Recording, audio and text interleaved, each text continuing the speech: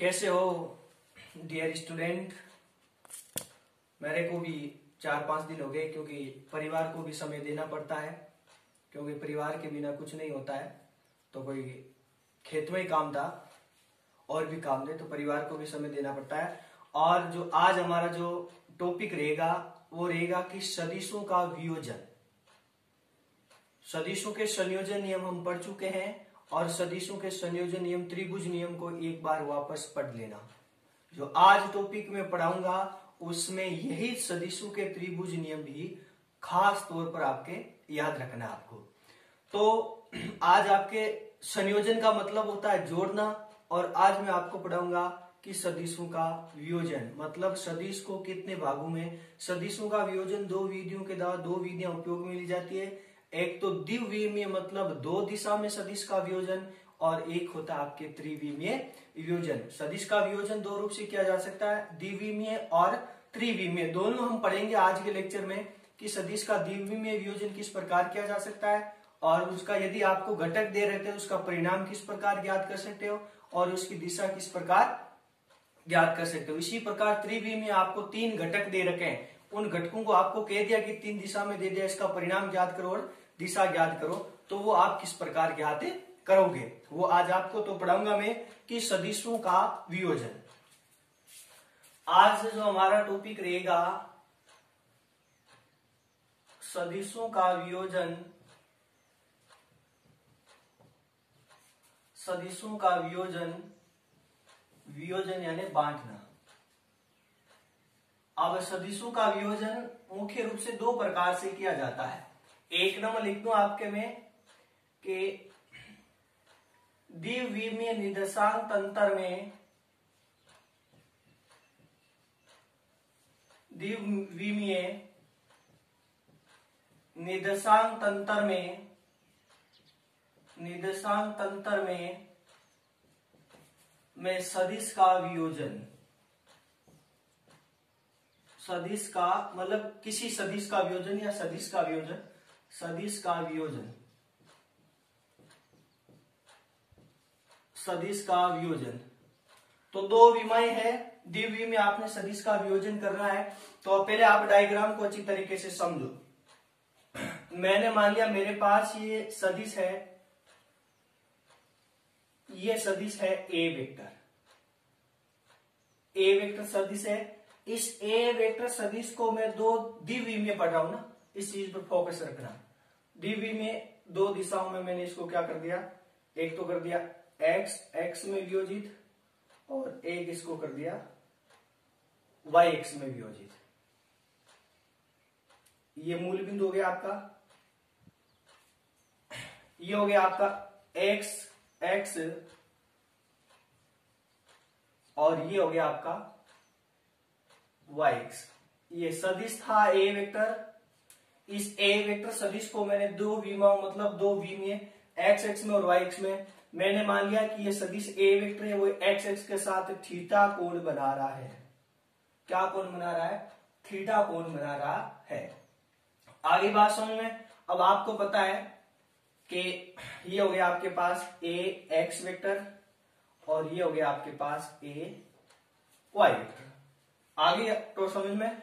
और बाकी वालों को मैंने इस तरीके से इसको, और ये भी थोड़ा सा इसको आगे बढ़ा दो थोड़ा सा। ये बिंदु मान लिया मैंने पी, क्या मान लिया पी, तो इसको इस प्रकार मिला दो। तो ये आपके पास ए एक्स है, तो ये भी क्या होगा आपके पास ए एक्स वेक्टर। ये ए वाई वेक्टर है, तो ये भी आपके पास क्या होगा ए वाई वेक्टर। ये था आपके द्विविमीय निर्देशांक तंत्र में, मतलब सदिश था, उसको 2 विमाओं में मैंने क्या कर दिया है, वियोजित कर दिया या बांट दिया है। आगे बात सुन में। अब आप मुझे बताएंगे, ये था। अब आगे देखो, इसके आप त्रिभुज लोगे कि त्रिभुज, इसको नाम दे दिया मैंने एम। क्या नाम दे दिया? इस बिंदु का नाम दे दिया मैंने एन, और इसको नाम दे दो एन। तो मैं लूंगा त्रिभुज ओ एम पी में, त्रिभुज ओ एम पी में, यह आपको पता है इस प्रकार, इसको ऐसे फिर इसको ऐसे और इसको ऐसे। यहां पे कौन सा नियम काम आ रहा है?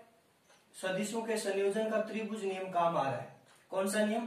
त्रिभुज नियम काम आ रहा है। तो त्रिभुज ओएमपी में लिखूंगा ओपी वेक्टर बराबर, ओपी का वेक्टर बराबर किसके बराबर होगा? ओ एम वेक्टर प्लस के एमपी वेक्टर। किस प्रकार कि सदिशों के संयोजन के त्रिभुज नियम से, संयोजन के त्रिभुज नियम से, त्रिभुज नियम से आगे बात समझ में। त्रिभुज नियम से ओपी का मान कितना है? ए वेक्टर है। कितना है? ए वेक्टर। ओ एम का मान कितना है? ए एक्स वेक्टर प्लस का प्लस एमपी का मान कितना है? ए वाई वेक्टर। आगे बात समझ में, इतनी दूर तक सभी की समझ में आ गई ना। अब देखो आगे क्या करूंगा। हाँ, पहले थोड़ी देख लो कि चित्र अनुसार ए वेक्टर कोई सदिश है। उस ए वेक्टर सदिश को मैं दो भागों में वियोजित कर रहा हूं, ए एक्स एक्स में और वाई एक्स में। ए एक्स एक्स को सदिश घटक कहते हैं क्योंकि सदिश घटक ही हो गया, और ए वाई वेक्टर को कौन सा घटक कहते हैं? ऊर्ध्वाधर घटक कहा जाता है। जो ए वेक्टर है वो एक्स एक्स के साथ थीटा कोण बना रहा है। कितना कोण बना रहा है? थीटा कोण बना रहा है। अब देखो, आपने देखा होगा कि ए एक्स का जो सदिश एकांक सदिश होगा वो क्या होता है? ए एक्स में क्या होता है? आई कैप होता है, और वाई एक्स में क्या होता है? जे कैप होता है। तो देखो ए वेक्टर बराबर क्या हो जाएगा? ए x I cap plus k a Y J cap. क्योंकि ए एक्स में जो आपका कैप होता है वो आई कैप होता है, और ए वाई में जो आपका कैप होता है वो कौन सा कैप होता है? जे कैप होता है। आगे देखो, अब लिखूंगा वो समकोण त्रिभुज है।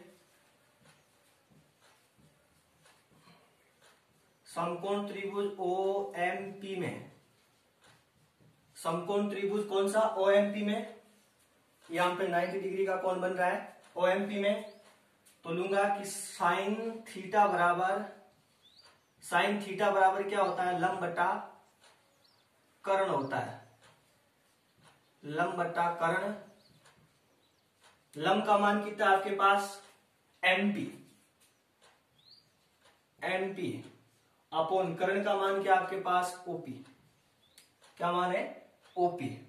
तो साइन थीटा बराबर एमपी का मान a y vector plus a vector. तो ए वाई वेक्टर बराबर क्या हो गया? A vector sine theta. Equation number दे दिया इसको मैंने फर्स्ट। इसी प्रकार समकोण त्रिभुज ओ एमपी में कोस थीटा बराबर, कोस थीटा बराबर क्या होता है? आधार बटा ए, मतलब आधार बटा कर्ण होता है।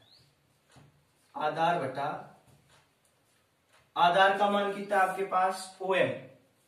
आधार का मान ओ एम वेक्टर बटे कर्ण का मान ओपी वेक्टर। ओ एम का मान कॉस थीटा बराबर, ओ एम का मान कितना आपके पास? A x vector upon A vector. तो ए एक्स बराबर ए वेक्टर कोस थीटा। इसको इक्वेशन नंबर दे दिया मैंने 2। इतनी दूर जो सबके समझ में आ गया, एक बार अच्छी तरीके से स्क्रीनशॉट ले लो। अब देखो अगला नेक्स्ट क्या होगा। लिखूंगा कि ए एक्स वे ए वाई का वर्ग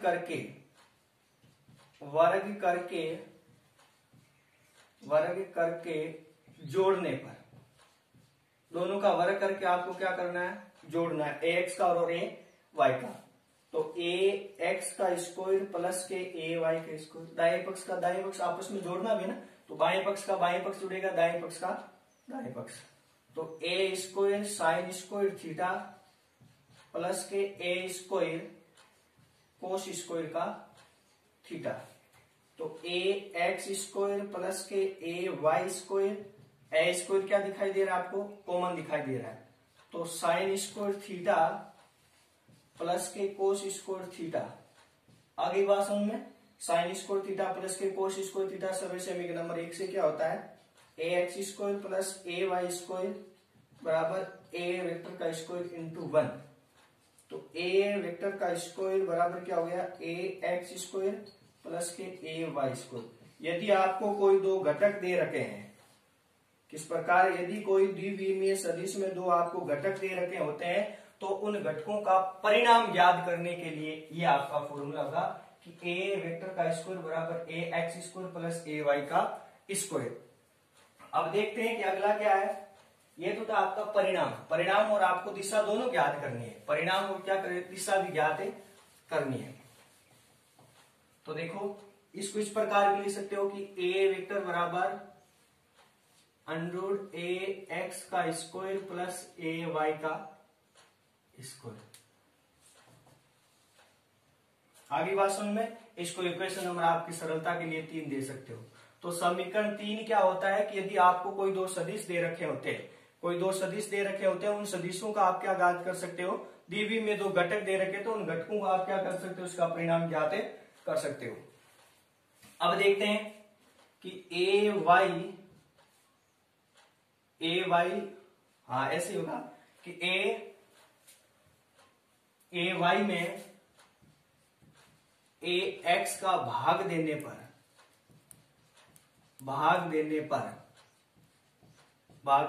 ए वाई का मान कितना आया था आपके पास कि ए वाई अपॉन बट्टा ए एक्स।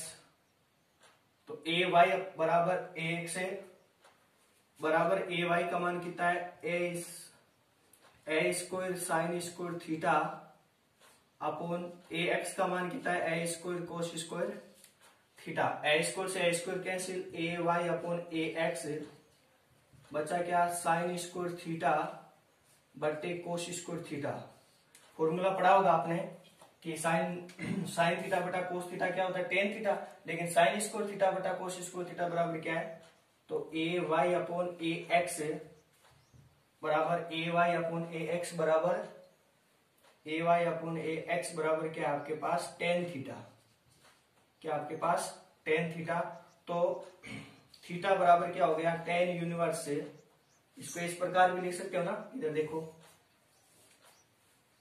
कि टेन थीटा बराबर ए वाई अपॉन ए एक्स। तो थीटा बराबर क्या हो गया, टेन यूनिवर्स से ए वाई अपॉन ए एक्स।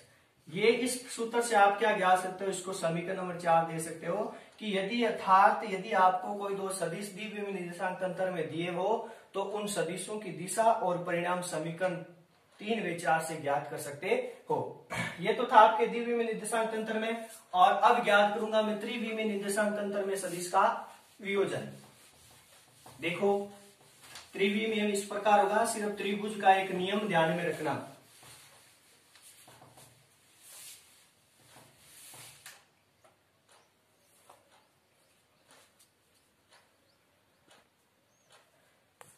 अब देखते हैं कि सदिशों का त्रिविमीय निर्देशांक तंत्र में सदिशों का वियोजन। कि त्रिविमीय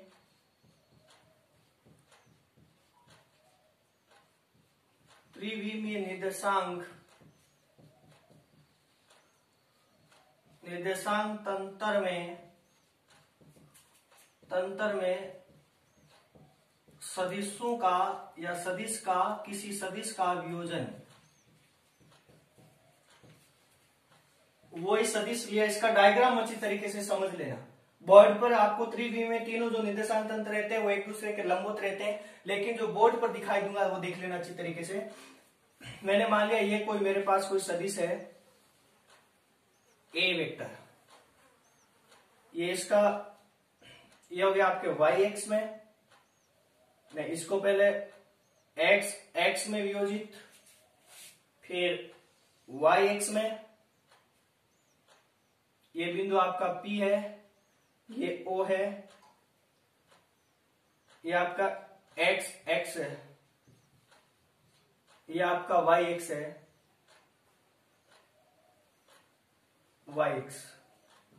अब आपके जो एक सदिश रहता है, ये सदिश क्या रहते हैं, तीन एक ये सदिश आप इस प्रकार रहता है ये सेकंड जो जेड सदिश रहेगा जेड एक्स, ये इस प्रकार रहता है, इस प्रकार मतलब ये बोर्ड के जो उधर अंदर वाली दिशा के अंदर मतलब तीनों एक दूसरे के क्या रहते हैं, लंबवत, लेकिन हम इसको किस प्रकार दर्शाएंगे, इसको हम दर्शाएंगे इस प्रकार। थोड़ा सा इधर ले लो,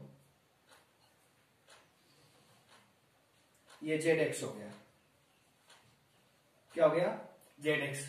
तो सदिश ए वेक्टर और एक्स एक्स में क्या हो गया, ए एक्स वेक्टर, वाई एक्स में क्या हो गया, ए वाई वेक्टर, और जेड एक्स में क्या हो गया, ए जेड वेक्टर। आगे बात समझ में। अब देखो इस ए वेक्टर का आपको जो परिणाम ज्ञात करने के लिए आप इस जेड को भी साथ में परिणाम ज्ञात करना है तीनों के लिए, तो आप इसको इस प्रकार ज्ञात कर सकते हो, एक्स एक्स का ज्ञात कर सकते हो, ए वाई का, लेकिन जेड का ज्ञात करने के लिए इस बिंदु P से आपको क्या करना पड़ेगा,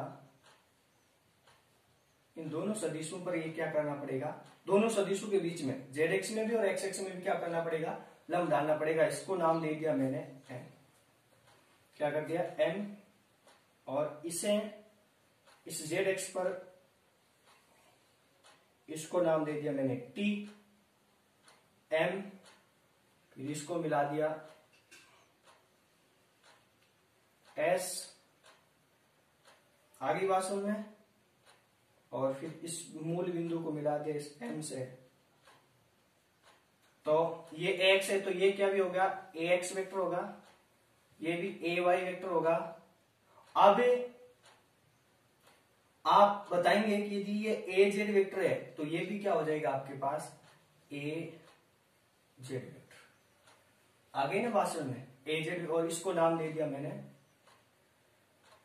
इसको नाम दे दिया, ये नहीं इसको नाम नहीं, देखो ए जेड वेक्टर आपके, और इस एम से इस पर एक्स एक्स पर भी क्या डाल दिया मैंने, ये हो गया आपके पास एन।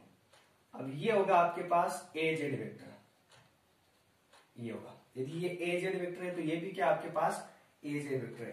तो देखते हैं डायग्राम सबके समझ में आ गया होगा। और ऐसे भी ले लो कि यदि ए वेक्टर है वो एक्स एक्स के साथ, बाद में पहले भी ले लो एक्स एक्स के साथ अल्फा कोण, और वाई एक्स के साथ बीटा कोण, और इस जेड एक्स के साथ गामा कोण बना रहा है। क्या कोण बना रहा है, गामा कोण बना रहा है। आ गया डायग्राम समझ में। अब देखो आप आगे कि लूंगा त्रिभुज ओ एम पी में, त्रिभुज ओ एम पी में बहुत ही गहनतम तरीके से देखना और त्रिभुज नियम लगाना। ओ इसकी दिशा ओ एम, इधर ओ एम पी, और इसकी दिशा तो हो जाएगी इधर हो जाएगी, और इसकी दिशा किधर हो जाएगी, ऐसे लोग आता ना इसकी। और सदिशों का त्रिभुज नियम क्या कहते हैं कि यदि दो रेखाओं की दिशा समान है तो उन दो रेखाओं की दिशाओं का मान जो उस तीसरी रेखा को जो उसके विपरीत दिशा में उसके क्या होता है, बराबर होता है। तो दो रेखाओं की देखो, ये तो इधर गया, फिर ये इधर आई, ये इधर आई, तो ओ एम बराबर ओ पी बराबर ओपी बराबर किसके बराबर हो जाएंगे, ओपी बराबर ओपी वेक्टर बराबर ओ एम वेक्टर, ओपी बराबर ओ एम वेक्टर प्लस के पीएम प्लस के पीएम वेक्टर। इस रेखा और इस रेखा का मान क्या हो जाएगा, इस रेखा के बराबर हो जाएगा। इसको इक्वेशन नंबर क्या दे दिया मैंने, त्रिभुज के सदिश नियम से, त्रिभुज के सदिश नियम से इसकी दिशा इधर हो जाएगी, सॉरी ऐसे दोनों की दिशा समान है, और ये इसके क्या होगी विपरीत। इसके लिए ओपी बराबर ओ एम वेक्टर प्लस के पीएम वेक्टर। फिर लूंगा त्रिभुज ओ एन एम में, ओ एन एम में। अब आप मुझे बताएंगे कि इसकी दिशा देखो, इस ओ एन की दिशा तो आपके पास इधर ही है, और इसकी ऐसी है, और इसकी किधर आ रही है, इस एन एम की, इस एन और एम की दिशा इधर। तो ओ एम बराबर ओ एम वेक्टर बराबर इसकी दिशा इधर, दोनों की दिशा समान, तो ओ एन वेक्टर प्लस के एन एम वेक्टर। इसको इक्वेशन नंबर 2, तो समीकरण 2 से इस ओ एम का मान समीकरण इस 1 में रखूंगा, समीकरण 1 में मान समीकरण 2 से मान रखो ओ एम का, तो ओपी बराबर ओ एम का मान हो जाएगा ओ एन वेक्टर प्लस के N M vector plus k M P vector. इसको इक्वेशन नंबर दे दिया अपने 3। अब देखो ओ एन का मान अब यहां से मान रख दो, ओपी वेक्टर का भी मान आप रख दो डायरेक्ट।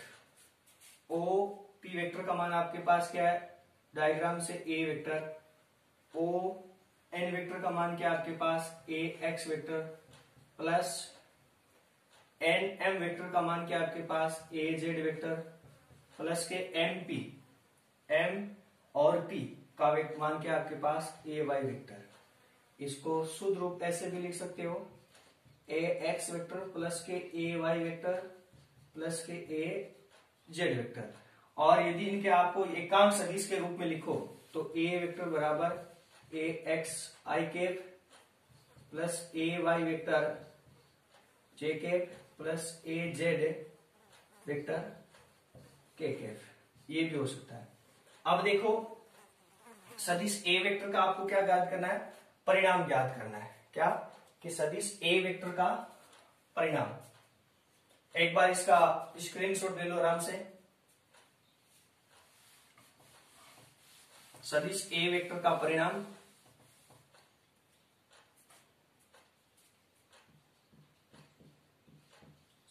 सदिश ए वेक्टर का परिणाम त्रिभुज वही ओ एम पी में पाइथागोरस प्रमेय से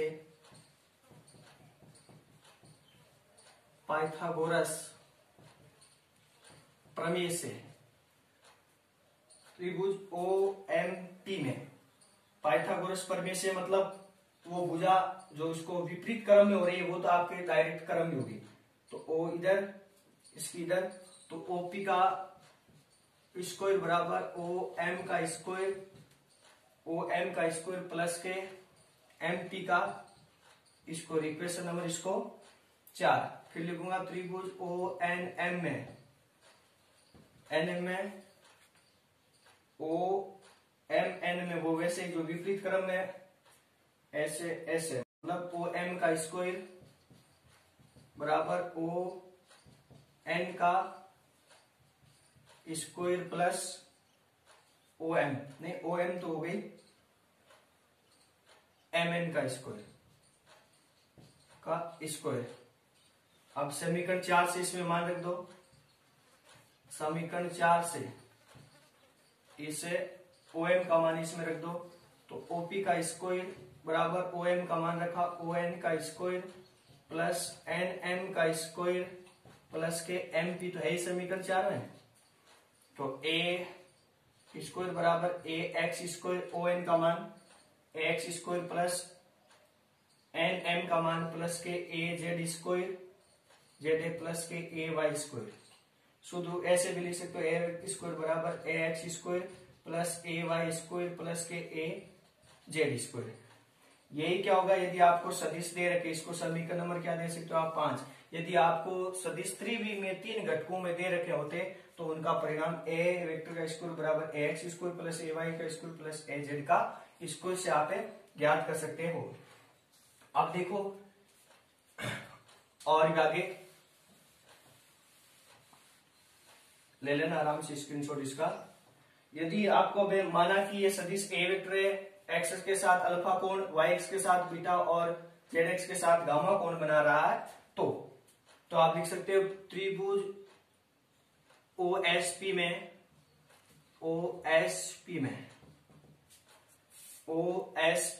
यहाँ पे 90 डिग्री का कोण बन रहा है, तो आप ओएसपी में लिखोगे तो कॉस बीटा बराबर कोस बीटा बराबर क्या हो जाएगा, ये हो जाएगा आधार होता है तो आधार बटा कर्ण हो जाएगा आपके पास, आधार ये और लंब तो ये आपके पास ए एक्स बटा ए वेक्टर, आधार ये तो ए वाई बराबर क्या हो जाएगा, ए वेक्टर कोस बीटा। इसी प्रकार ए एक्स बराबर क्या हो जाएगा, ए वेक्टर कॉस अल्फा, और इसी प्रकार ए जेड बराबर क्या हो जाएगा, ए वेक्टर कॉस गामा। ये तीनों आप त्रिभुज लगा के त्रिभुज के नियम, जैसे ए एक्स में आप त्रिभुज अलग ले लोगे, ए जेड में त्रिभुज अलग ले लोगे, तो मान ये क्या आएगा आपके पास, ए वाई बराबर ए वेक्टर कॉस बीटा। और यहाँ जहाँ कोस अल्फा, ये कोस बीटा और कोस गामा क्या होती है कि सदिश की, ये क्या होती है, सदिश की दिक्कोजाएं होती है। क्या होती है, cos alpha cos beta cos gamma क्या होता है, सदिश की दिक्कोजाएं होती है। तो समीकरण 5 से मान रख दो इसकी जगह, समीकरण 5 से मान रखते हैं जो एक्स की जगह ए वाई की जगह सभी। तो ए वेक्टर बराबर ए एक्स का मान क्या है, a square cos a x की जगह ना cos square alpha plus a square cos square beta plus k a square cos square gamma. तो ए स्क्वायर कॉमन आ रहा है तो कॉस स्क्वायर अल्फा प्लस के कोस स्क्वायर बीटा प्लस के कोस square gamma, cos square है तो ये क्या हो गया, ए स्क्वायर बराबर, सॉरी ए स्क्वायर बराबर नहीं, इस डायरेक्ट हो जाएगा। तो कोस square alpha plus cos square beta plus के कोस स्क्वायर गामा, ये क्या अर्थात लिख सकते हो बराबर में, सॉरी एक आएगा बराबर एक, क्योंकि इधर आएगा तो माइनस ए स्क्वायर से जाएंगे बराबर। इसका मान होता है कि ये कोस square beta plus cos square gamma plus cos square के अल्फा नहीं कोस स्क्वायर गामा बराबर क्या होता है आपके पास, अर्थात लिख सकते हो किसी सदिश की दिक्कोजाओं का वर्ग, अर्थात किसी सदिश की दिक्कोजाओं का वर्ग हमेशा, दिक्कोजाओं के वर्ग का योगफल हमेशा एक होता है। क्या होता है, अर्थात एक होता है। क्या लिख सकते हो कि सदिश किसी अर्थात किसी सदिश की दिक्कोजाओं का वर्ग हमेशा वर्ग का योगफल हमेशा एक होता है, HP। यही था आपके सदिशों का वियोजन। ए स्क्वायर से ए स्क्वायर क्या हो गया आपके पास कैंसिल।